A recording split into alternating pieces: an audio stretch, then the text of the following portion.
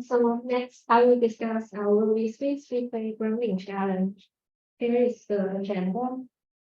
So the task is called answer grounding, which aims to teach computers to automatically find the visual evidence in an image that indicates the language answer. Here is how we split the dataset.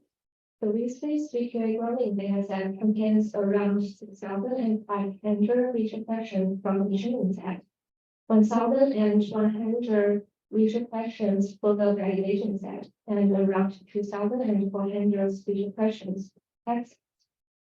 The evaluation metrics for the Vizwiz VQA grounding challenge is intersection of union, which measures the similarity of each binary segmentation mask to the ground truth segmentation. Now we are going to announce the challenge winners for the Vizwiz VQA grounding challenge. The second place is MongoTV. Here are the team members. They're from MongoTV. The winner team is UDVIMS Lab.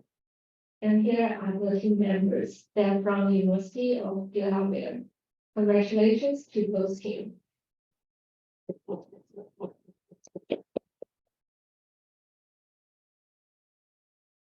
So here is the progress of our challenge.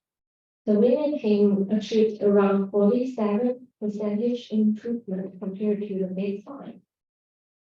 And we analyzed the results and find out that overall the top 3 teams performed worse on questions with small regions and performed best for visual questions requiring higher recognition skill and worse on visual questions and requiring text recognition and counting skills.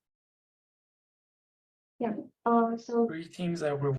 then I will play the videos from the winner team. I think they're here today. So if you have any question, there will be a short question and on screen section after I play this video.